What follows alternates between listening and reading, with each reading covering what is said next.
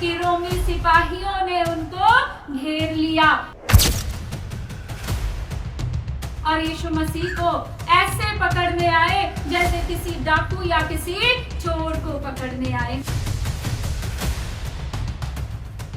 और वहां पर भी खुदाओं के खुदा ने दिखाया कि वो सब कुछ करने की सामर्थ्य रखता है, क्योंकि यीशु मसीह के चेले पतरस को गुस्सा आया और उसने एक शख्स का कान अपनी तलवार से काट दिया। यीशु मसीह ने उसे पीछे हटाया, उसका कान उठाया और जोड़ दिया। इतनी कुव्वत रखता था यीशु मसीह, इतनी कुव्वत, इतनी सामर्थ्य रखता था, लेकिन फिर भी रोमी सिपाहियों के हाथ में उसने अपनी मर्जी से अपने आप को सौंप दिया। Hallelujah, hallelujah. और उनमें से एक सवाल आया कि आपको चर्च लगाने का कुछ बेनिफिट होता होगा, या आप चर्च इसलिए लगा रहे हो, आपको इसका कुछ ना कुछ बेनिफिट मिलता है इसलिए लगा रहे हो। मैं बताना चाहती हूँ कि हर एक जो फेथ है, हर एक धर्म, उसका जो अल्टीमेट गोल है वो मुक्ति है। हर एक धर्म एक ही चीज ढूंढ रहा है, वो है सैल्वेशन। मुक्ति को कैसे पाए? लोग हिमालय के ऊपर तपस्या करने जाते हैं और तरह तरह के जंगलों में चले जाते हैं, तपस्या करते हैं, कई कुछ करते हैं, क्योंकि उनका अल्टीमेट गोल क्या है? मुक्ति को प्राप्त करना, मुक्ति को हासिल करना और सैल्वेशन को लेना। सैल्वेशन है क्या? मुक्ति है क्या? किसी को कोई आइडिया, कोई समझ है कि मुक्ति हम किसको कहते हैं? उद्धार, वो उसका ट्रांसलेशन है। उद्धार उसका ट्रांसलेशन है। उद्धार किसको कहते हैं? सैल्वेशन किसको कहते हैं? टू बीइंग सेव्ड, बचाए जाना, बचाए जाना, या ये कह लीजिए डिलीवरेंस, छुटकारा पाना। हालेलुया। सैल्वेशन का अर्थ है टू बीइंग सेव्ड, बचाए जाना। अब बचाए किससे जाना है? बचाए किससे जाना है? ये मेरे हाथ में एक स्लेट है। मेरे हाथ में क्या है? स्लेट। अब इस स्लेट के ऊपर सिन, एडल्ट्री का सिन, एंगर, आइडल वर्शिप, झूठ, pride, hypocrisy, manipulation, disobedience, shamelessness, drugs, alcohols, backbiting, greed, envy, लालच, गुस्सा, क्रोध, ब्लेस्फेमी, माफ ना करना, सब तरह के गंदे गंदे घिनौने घिनौने पाप। ये मेरे हाथ में एक स्लेट है जिसके ऊपर क्या है? दुनिया भर के पाप। और वो पाप कौन करता है? मनुष्य करता है। लेकिन इस स्लेट को मैंने क्या कर दिया? इस स्लेट को मैंने क्या कर दिया? साफ कर दिया। यही यीशु मसीह ने आपके लिए किया। उसने आपको, आपके पापों की तख्ती को, उसने आपके पापों की फट्टी को, आपके पापों की तख्ती को उसने क्या कर दिया? पूरी तरह से साफ कर दिया। Hallelujah, hallelujah. उसने इस तरह से, इसको कहते हैं मुक्ति। इसको क्या कहते हैं? मुक्ति कहते हैं। ये है सैल्वेशन, ये है उद्धार। जिस उद्धार को देने के लिए यीशु मसीह इस धरती के ऊपर आए। ये वो पाप, व्यभिचार, गंदगी, जिससे खुदा ने सब तरह के गुनाहों से हमें साफ किया, अपना लहू देकर, अपना लहू बहाकर हमें धो डाला। इस तरह से हमारे पापों की फट्टी को उसने क्या किया? पोंछ डाला, साफ कर दिया, हमें कैसा बना दिया। अब ये फट्टी कैसी हो गई? ये स्लेट कैसी हो गई? बिल्कुल साफ, नीट एंड क्लीन। यही यीशु मसीह ने मनुष्य जाति के साथ किया और इसी को कहते हैं उद्धार। हालेलुया। इसी को कहते हैं सैल्वेशन। हालेलुया। बहुत सारे लोग, उनको लगता है सैल्वेशन का अर्थ है जन्म और मृत्यु के बंधनों से छुटकारा, जन्म और मृत्यु के बंधनों से मुक्ति। लेकिन क्रिश्चियनिटी का जो फेथ है, क्रिश्चियनिटी जो बिलीव करती, वो क्या है? पापों से मुक्ति। जन्म और मृत्यु से आपको मुक्ति मिल जाएगी। किस मृत्यु की बात की जाती? बाइबल के अंदर इटर्नल डेथ की बात की जाती है। किसकी बात की जाती है? इटर्नल डेथ की। आपकी आत्मा मर बोलती है बाइबल। और वो कैसे मिलती है इंसान को सदा की मृत्यु, इटर्नल डेथ कैसे मिलती है? जब मनुष्य के जीवन में पाप होता है, उसकी आत्मा मर जाती है। लेकिन यीशु मसीह किस लिए आए? खुदा का कलाम कहता है कि यीशु मसीह सदा का जीवन देने के लिए, इटर्नल डेथ को खत्म करके यीशु मसीह ने हमें क्या दिया है? इटर्नल लाइफ दिया। एक बार जोर से प्रभु की महिमा करें, हालेलुया। यीशु मसीह ने हमें क्या दिया? इटर्नल डेथ को खत्म करके यीशु मसीह ने पापों को और हमारे अपराधों को अपने ऊपर लेके क्रूस पे अपनी जान को कुर्बान करके हमें क्या दे दिया है? अनंत जीवन, सदा का जीवन, इटर्नल लाइफ हमें दे दी। Hallelujah, hallelujah. आए हम खुदा का कलाम खोलेंगे, खुदा के वचन से हम कुछ आयतें पढ़ेंगे। अब मेरे साथ खोल सकते हैं दूसरा राजा, उसका 19 अध्याय 19 आयत। इसलिए अब हे हमारे परमेश्वर यहोवा, तू हमें उसके हाथ से बचा कि पृथ्वी के राज्य राज्य के लोग जान ले कि केवल तू ही यहोवा है। हालेलुया।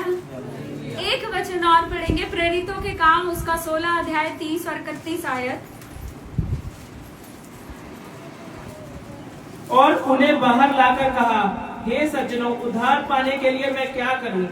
उन्होंने कहा, प्रभु यीशु मसीह पर विश्वास कर तो तू और तेरा घराना उद्धार पाएगा। हालेलुया। एक वचन और पढ़ेंगे, पहला तिमोथी उसका 1 अध्याय 15 आयत। यह बात सच और हर प्रकार से मानने के योग्य है कि मसीह यीशु पापियों का उद्धार करने के लिए जगत में आया, जिनमें सबसे बड़ा मैं हूँ। हालेलुया। एक वचन और आप मेरे साथ खोले, यूहन्ना उसका 8 अध्याय 34 से 36 आयत। यीशु ने उनको उत्तर दिया, मैं तुमसे सच सच कहता हूँ कि जो कोई पाप करता है वह पाप का दास है। दास सदा घर में नहीं रहता, पुत्र सदा रहता है। इसलिए यदि पुत्र तुम्हें स्वतंत्र करेगा तो सचमुच तुम स्वतंत्र हो जाओगे। मैं जानता हूँ कि तुम अब्राहम के वंश से हो, तो भी मेरा वचन तुम्हारे हृदय में जगह नहीं पाता, इसलिए तुम मुझे मार डालना चाहते हो। मैं वही कहता हूँ जो अपने पिता के यहाँ देखा है, और तुम वही करते रहते हो जो तुमने अपने पिता से सुना है। हालेलुया। अब जो पहली आयत हमने पढ़ी, दूसरा राजा जो हमने पढ़ा 19 का 19, उसमें हिजकिय्याह प्रार्थना कर रहा परमेश्वर से कि प्रभु हमें असीरियों के हाथ से बचा। वो किसके लिए दुआ कर रहा है? अपने बचाव के लिए, बचाए जाने के लिए। अब हर एक व्यक्ति, हर एक धर्म का व्यक्ति जो इतनी मेहनत कर रहा है, उसका एक ही एक मकसद है, और वो मकसद क्या है? मैंने आपको बताया, बचाया जाना। कहीं दुश्मन के हाथ से, कहीं बीमारी के हाथ से, और कहीं पर क्रिश्चियनिटी की बात करें, हमारा जो मुख्य उद्देश्य है वो किससे बचाए जाने का है? पापों से बचाए जाने का है, ताकि हम क्या पा सके? इटर्नल लाइफ पा सके, हम उद्धार और मुक्ति ग्रहण कर सके। Hallelujah, hallelujah. अब प्रेरितों के काम में हमने पढ़ा, जब लोग पूछते थे चेलों से आकर कि वो उद्धार को कैसे पाए। अब सब लोग उद्धार पाने के लिए, कोई हिमालय पर्वत पर गया है, कोई जंगलों में तप पर तपस्या कर रहा है, और कहीं कोई मेलों में बैठा है, कहीं अकेले में बैठा है, कोई कुछ कर रहा है और कोई कुछ कर रहा है। लेकिन उद्धार पाना बड़ा आसान है। उद्धार पाने के लिए सिर्फ और सिर्फ केवल आपको क्या करना है?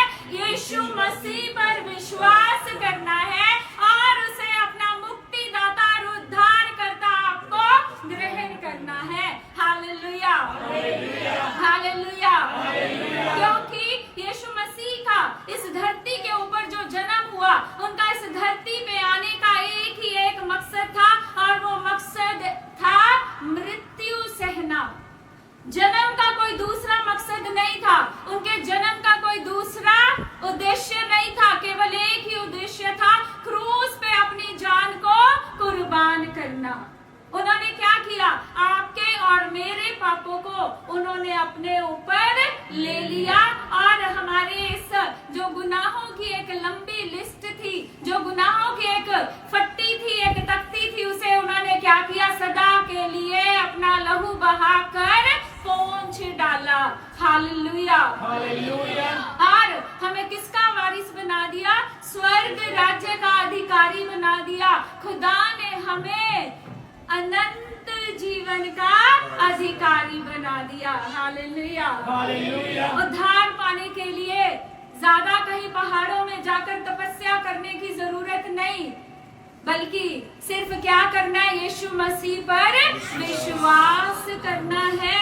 तो कहता तू और तेरा घराना दोनों ही उद्धार पाओगे। हालेलुया। हालेलुया। ना केवल आप उद्धार पाओगे, आपके साथ साथ आपका घराना भी उद्धार पाएगा, मुक्ति पाएगा, साल्वेशन को देखेगा, इटर्नल लाइफ को देखेगा। इसीलिए खुदा का कलाम यूहन्ना 3:16 कहता, परमेश्वर ने जगत से ऐसा प्रेम किया कि उसने अपना इकलौता पुत्र दे दिया कि जो कोई उस पर विश्वास करे वह नाश ना हो बल्कि अनंत जीवन पाए।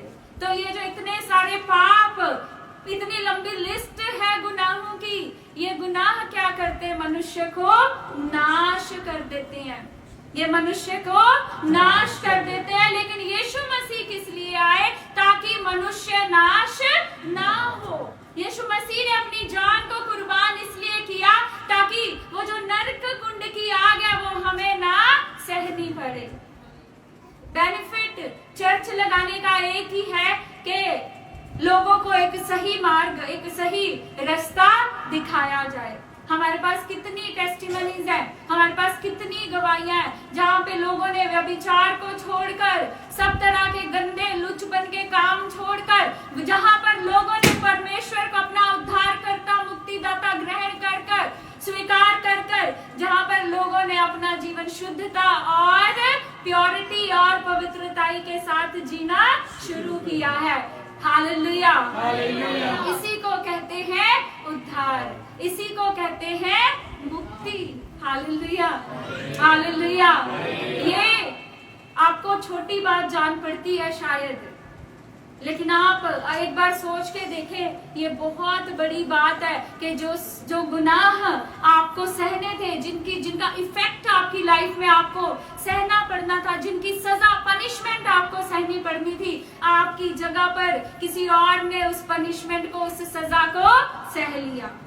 ये ऐसा हुआ, मान लो मैं यहाँ पर खड़ी हूँ, मैंने कोई गुनाह किया, गलती की और उसकी बड़ी भयानक सजा मुझे मिलनी है, उसका बड़ी शर्मिंदगी मुझे झेलनी पड़नी है, उसकी बड़ी फिजिकल टॉर्चर मुझे सहना पड़ना है। लेकिन मेरा एक भाई मुझसे आके कहे कि आप सिस्टर जी साइड पे हो जाओ, ये सजा मैं सह लेता हूँ। यीशु मसीह ने यही किया। उसने कहा भाई संचित तू थोड़ा परे हो जा, उसने कहा भाई जॉर्ज सोनी तू थोड़ा सा परे हो जा, उसने मुझसे कहा कि तू थोड़ा सा परे हो जा, तेरी ये सजा मैं सह लेता हूँ। हालेलुया। हालेलुया।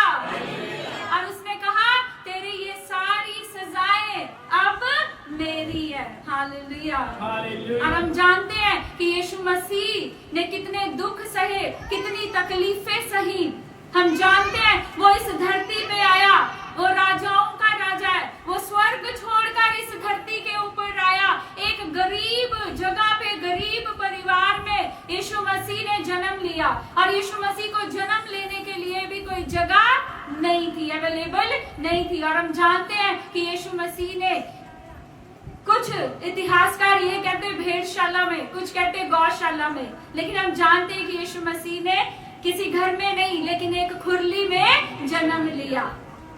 यीशु मसीह ने अपने आप को सबसे नीचा कर दिया। स्वर्ग के राजा ने, राजाओं के राजा ने, महाराजा धीराज ने अपने आप को शून्य कर दिया, सिर्फ और किसके लिए? आपके और मेरे उद्धार के लिए। चर्च लगाने का ये बेनिफिट है, चर्च लगाने का ये बेनिफिट है कि लोगों की रूहों को नरक कुंड की आग में नाश होने से बचाया जा सके, ताकि उनका उद्धार हो सके, ताकि वो कुर्बानी जो यीशु मसीह ने दी है, उस कुर्बानी को लोगों तक पहुंचाया जा सके, लोगों को बताया जा सके कि उनके लिए भी एक उद्धार है, उनके लिए भी एक रास्ता, क्योंकि यीशु मसीह ने एक न्यू गेट ओपन कर दिया, और वो गेट था ट्रांसफॉर्मेशन ऑफ लाइव्स, जीवनों को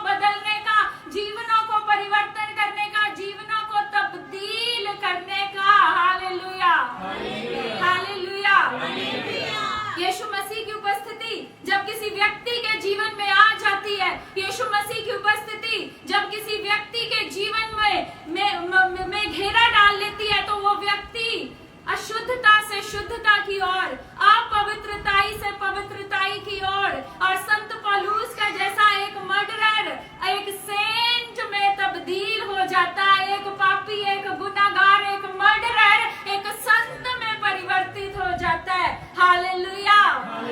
ये है उद्धार, ये है मुक्ति, ये है सैल्वेशन। Hallelujah, hallelujah. वो राजा जब इस धरती के ऊपर आया तो उसने अपना राज्य इस धरती के ऊपर कायम नहीं किया। हम जानते अपनी मृत्यु से पहले ये जो होली वीक हम सेलिब्रेट करते, जो पाम संडे से शुरू होता है, हम जानते यीशु मसीह ने यरूशलेम के अंदर, यरूशलेम नगर के अंदर जो राजाओं का शहर था, जो राजाओं का शहर था, जब उसमें एंट्री की, तब भी यीशु मसीह अगर एक वॉरियर के रूप में आते, एक योद्धा के रूप में या एक राजा के रूप में एंटर करते, तो वो एक घोड़े पे एंटर करते। पर यीशु मसीह ने गधे के बच्चे को चुना, उस गधे के बच्चे को जिस पे अभी तक कभी कोई सवार नहीं हुआ था। वो एक निशानी थी कि उसका जो राज्य है वो कैसा होगा, शांति का राज्य। यीशु मसीह कौन सा संदेश लेकर इस धरती पे आए? शांति का संदेश लेकर इस धरती पे आए। Hallelujah, hallelujah. आज संसार को सबसे ज्यादा किस चीज की आवश्यकता है? आज संसार को सबसे ज्यादा शांति की आवश्यकता है। आज मनुष्य के पास पैसा बहुत है, लोगों के पास 4-4 गाड़ियां हैं, धन और दौलत है, लोगों के पास महंगी कारें, महंगे बंगले हैं, लेकिन आप कभी उनसे पूछ के देखना, अगर आपको कभी कोई मिला हो, लेकिन उन लोगों के जीवन में एक चीज की कमी है, और वो कमी है शांति की। लेकिन एक बार जोर से उस शांति के राजकुमार की महिमा करें, उसकी तारीफ करें। हालेलुया। जो शांति का राजकुमार है और जो शांति का संदेश लेकर इस धरती के ऊपर आया। Hallelujah, hallelujah. अगर आप टेंशन में हैं, आप डिप्रेशन में हैं, हमने एक टेस्टिमनी सुनी थी दीपिका के पापा की। एंजाइटी लोगों को तंग करती है, डिप्रेशन लोगों को तंग करता। उन्होंने बताया कि वो जब भी वो सरकारी ड्राइवर है, और जब भी अपनी गाड़ी ड्राइव करते थे तो उनको एक अजीब सी घबराहट, एंजाइटी होने लगती थी, पैनिक अटैक्स उनको होने लगते थे, जिसकी वजह से वो अपनी गाड़ी भी नहीं चला पाते थे। और वो खुद सरकारी तनख्वाह लेते थे, लेकिन उन्होंने 5,000 पे आगे एक ड्राइवर रखा था जो उनकी जगह पर गाड़ी ड्राइव करता था, चलाता था। लेकिन जब खुदावंद यीशु मसीह का अनुग्रह और फजल उन पे हुआ, जब वो इस चर्च में आए, ले हैंड प्रार्थना हुई, खुदा ने उन्हें सब तरह की घबराहट, एंजाइटी, डिप्रेशन, पैनिक अटैक से आजाद किया। आज वो अपनी गाड़ी खुद चलाते हैं। Hallelujah, hallelujah. क्योंकि जब वो शांति का राजकुमार आपके जीवन में आ जाता है, तो आपके जीवन के ऊपर शांति राज करने लगती है। अगर आप अशांत हैं, अगर आपका मन बेचैन रहता है, आप फ्रस्ट्रेशन में रहते हैं, आप डिप्रेशन में रहते हैं, आप चिंताओं में रहते हैं, तो आपको सचमुच उस शांति के राजकुमार की जरूरत है, जिसका नाम है यीशु मसीह। Hallelujah, hallelujah. जिसका नाम है यीशु मसीह। एक बार जोर से, मेरी अकेली से ज्यादा आपकी आवाज। उसका नाम क्या है? यीशु मसीह। उसका नाम क्या है? यीशु मसीह। उसका नाम क्या है? यीशु मसीह। Hallelujah, hallelujah. और जब यीशु मसीह यरूशलेम नगर में घोड़े के ऊपर सवार होकर शांति का प्रतीक बनकर, शांति का संदेश लेकर इस धरती पर आए, उस नगर में उन्होंने प्रवेश किया, और लोगों ने जाना, अपनी आत्मा में लोगों ने जाना कि ये कौन है? ये मसीहा है। क्योंकि लोग उससे पहले बड़े बड़े चिन्ह और चमत्कार देख चुके थे, जो केवल और केवल कौन कर सकता था? एक मसीहा कर सकता था। और वो जानते थे कि ये एक राजा है, इसलिए हम जानते लोगों ने पाम लीव्स लेके, खजूर की टहनियां लेकर यीशु मसीह के स्वागत में बिछा दी। यीशु मसीह के स्वागत में लोगों ने अपने कपड़े उतार उतार के बिछा दिए कि राजाओं का राजा उनके बीच में आया है। देखिए, एक राजा जिसके पास ना कोई हथियार, जिसके पास ना कोई तलवार, एक ऐसा राजा जिसने अपने प्रेम से, जिसने अपनी शांति से इस पूरे जगत को जीत लिया, जिसने मनुष्य जाति के हृदय को जीत लिया। ऐसा अद्भुत प्रेम उस राजा ने हमें दिखाया। Hallelujah, hallelujah, hallelujah, hallelujah. और उसके बाद हम जानते हैं किस तरह से यहूदा इस्करियोती यीशु मसीह के अपनों में था। यहूदा इस्करियोती कौन था? यीशु मसीह के अपनों में, यीशु मसीह के चेलों में से एक चेला। और यीशु मसीह अपने चेलों से बहुत प्रेम रखते थे। और एक ऐसा चेला जिससे यीशु मसीह प्रेम करते थे, उसने केवल 30 सिक्कों के लिए, केवल 30 चांदी के सिक्कों के लिए उसने क्या किया? यीशु मसीह को बेच दिया, यीशु मसीह को पकड़वा दिया दुश्मनों के हाथ में। वो दर्द आपको तब समझ में आता है कि यीशु मसीह ने क्या कुछ सहा, जब आपका कोई अपना, जब आपके अपने आपके दुश्मनों के साथ या उन लोगों के साथ जो आपके खिलाफ हैं, उनके साथ मिलके आपको आपके प्रेम के बदले में आपको धोखा देते, वो दर्द आपको तब महसूस होगा कि यीशु मसीह ने आपके लिए कितना दर्द सहा है। Hallelujah, hallelujah. पंकज को बुलाना जरा। एक पंकज अभी एक गीत गा रहा था, थोड़ा सा दर्द मुझको मिला तो क्या हुआ, तूने मसीहा मेरे लिए कितना ही दर्द सहा, थोड़ा सा दर्द मुझको मिला तो क्या हुआ। तो अक्सर इंसान को जब दर्द मिलता है तो बहुत सारे लोग पीछे हट जाते हैं, बैकस्लाइड हो जाते हैं। अक्सर तकलीफ में लोग यीशु मसीह को छोड़ जाते हैं।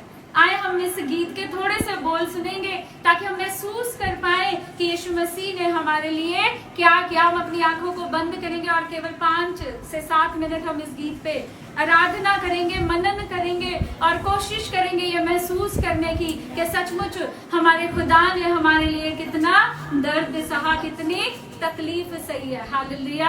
आए हम सब अपनी आंखों को केवल 2 मिनट के लिए बंद करेंगे। तूने मसीहा कितना दुख सहा, थोड़ा सा दर्द मुझको मिला तो क्या हुआ, तूने मसीहा मेरे लिए, तूने मसीहा मेरे लिए कितना दुख सहा, थोड़ा सा दर्द मुझको मिला तो क्या हुआ,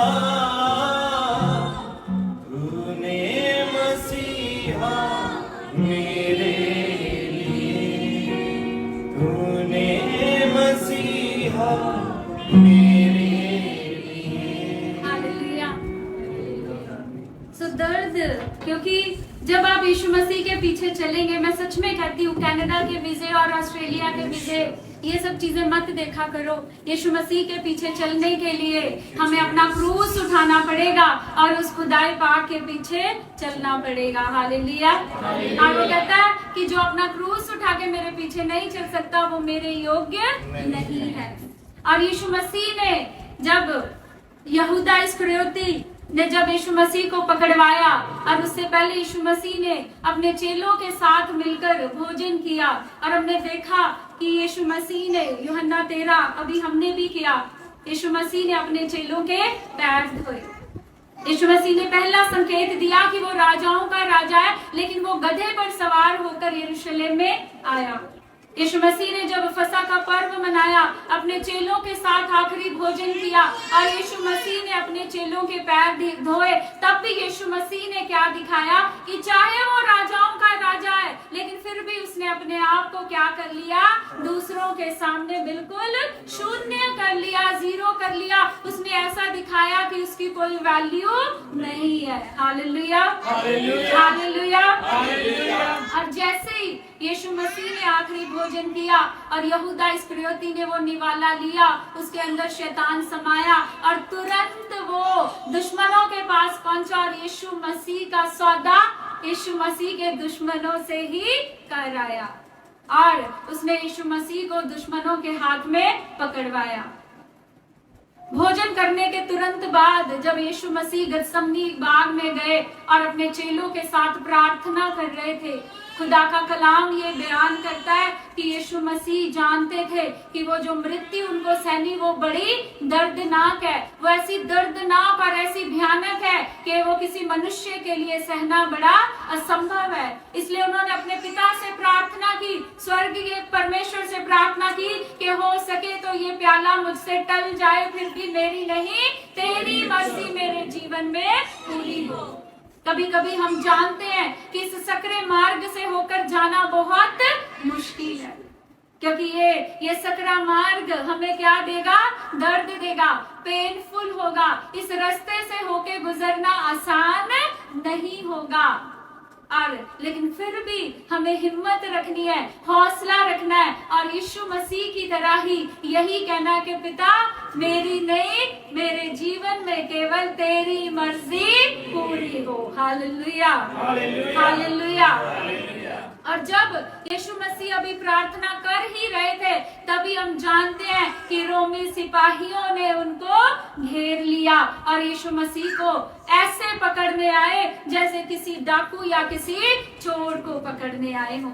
और वहां पर भी खुदाओं के खुदा ने दिखाया कि वो सब कुछ करने की सामर्थ्य रखता है, क्योंकि यीशु मसीह के चेले पतरस को गुस्सा आया और उसने एक सैनिक का कान अपनी तलवार से काट दिया।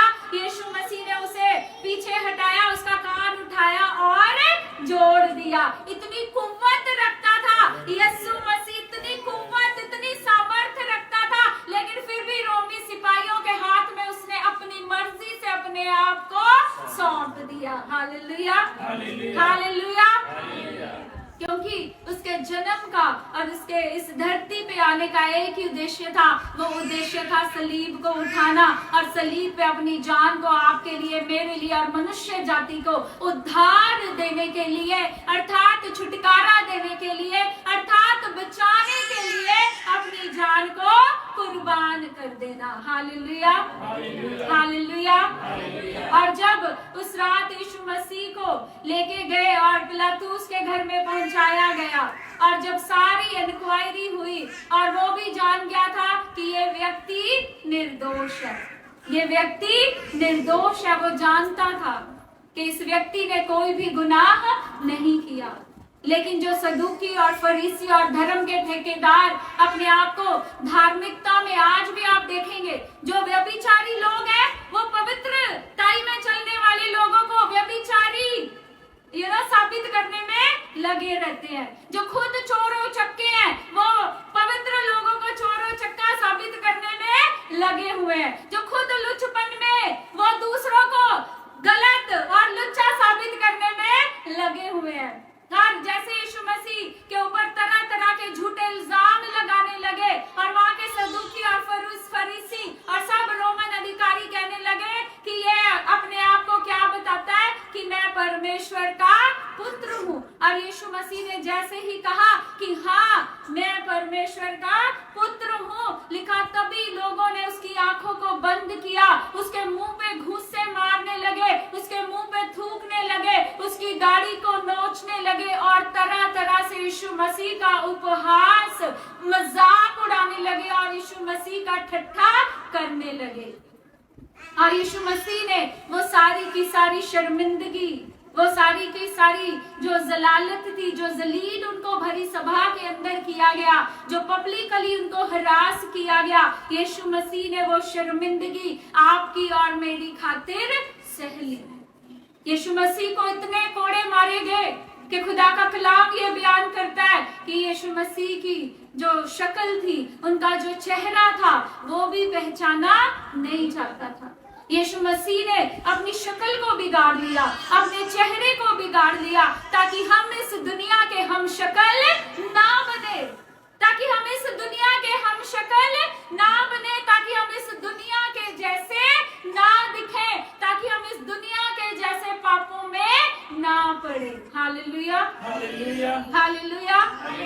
और हम जानते हैं कि यीशु मसीह को कोड़े मारे गए और सब तरह के दुख, तकलीफ और तसीहे दिए गए। उनके सर के ऊपर कांटों का ताज केवल उनका उपहास करने के लिए, क्योंकि वो उनका बार बार रोमी सिपाही उनका मजाक उड़ा रहे थे, ये कहकर कि ये कौन है, यहूदियों का राजा। सिपाही उनका मजाक उड़ा रहे थे, सदूकी और फरीसी उनका मजाक उड़ा रहे थे, दुनिया उनका तमाशा देख रही थी। लेकिन वो सब शर्मिंदगी, वो सब पाप, वो सब श्राप उन्होंने सिर्फ किस लिए सहे? आपके और मेरे लिए। तो चर्च कैसे ना लगाए? ये चर्च लगाने का बेनिफिट ये है कि हमने क्या पाया है? उद्धार पाया है। चर्च लगाने का बेनिफिट ये है कि मेरी तख्ती जो पापों से लगी थी वो पोंछ दी गई है, वो मिटा दी गई, वो साफ कर दी गई है। Hallelujah, hallelujah. यीशु मसीह को सलीब के ऊपर प्यास लगी और इतनी तशद्दुद, इतने तसीहे और इतना दर्दनाक सलूक उनके साथ किया गया कि उस व्यक्ति को जो मर रहा था सलीब के ऊपर, उसे प्यास लगने पे सिरका पिलाया गया। और स्टडी ऐसा बताती कि लगभग 6 घंटे यीशु मसीह सलीब के ऊपर रहे और उसके बाद उन्होंने अपने प्राण को अपने पिता के हाथों में, अपनी किसी की हिम्मत नहीं, ना किसी की औकात थी, ना किसी की हैसियत थी, केवल अपनी मर्जी से उन्होंने अपने प्राण को अपने पिता के हाथ में सौंप दिया। हालेलुया। और जैसे ही उस मसीहा ने अपने प्राणों को अपने पिता के हाथ में सौंपा, हम जानते हैं कि एक ऐसा भूकंप, ऐसा भूडोल, ऐसा अर्थक्वेक इस धरती के ऊपर आया कि मंदिर टुकड़े 2 टुकड़ों में बंट गया। हालेलुया। और इस जगत के ऊपर अंधकार छा गया। दिन के समय में, दोपहर के समय में इस धरती के ऊपर अंधकार छा गया। हालेलुया। और फिर चेले जब उनको लेकर गए, उनकी लाश को उठाया और एक गुफा में, जो कभी यूज नहीं की गई थी, उस गुफा में रखा। और यीशु मसीह, हम जानते हैं, मरने के बाद, गाड़े जाने के बाद, तीसरे दिन यीशु मसीह मुर्दों में से जी उठे और वो जीवित परमेश्वर है। हालेलुया।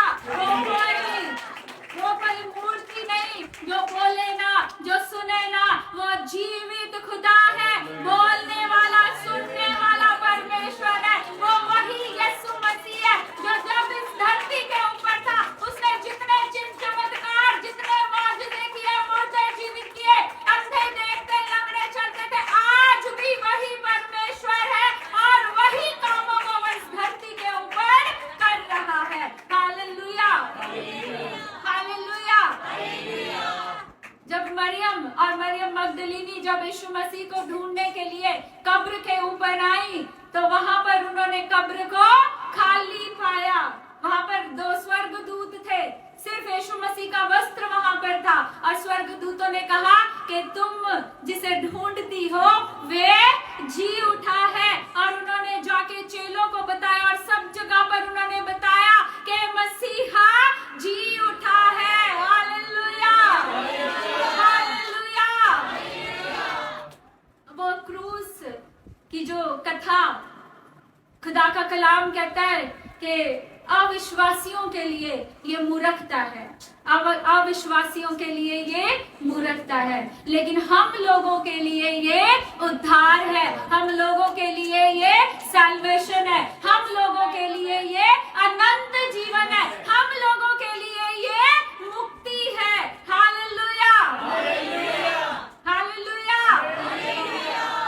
तो इस वचन के साथ, इस कलाम के साथ मेरी दुआ है कि खुदा आप सबको आशीष दे, बरकत दे और यीशु मसीह की जी उठने की सामर्थ आप लोगों के जीवन में काम करे और आप उद्धार को पाए, मुक्ति को पाए, आपके पापों की तख्ती फट्टी पूरी तरह से साफ करती जाए और आपको यीशु मसीह अपने लहू से नहला धुलाकर पाक कर चुका है, क्योंकि वो पवित्र परमेश्वर है, पाक खुदावंद है और वो आपको पाक कर चुका है। हालेलुया। खुदा इस कलाम के जरिए आप सबको बरकत दे, आशीष दे, आप सबको सबों को। कल है ईस्टर, लेकिन आप सबको यीशु मसीह तो जीवित है, हर दिन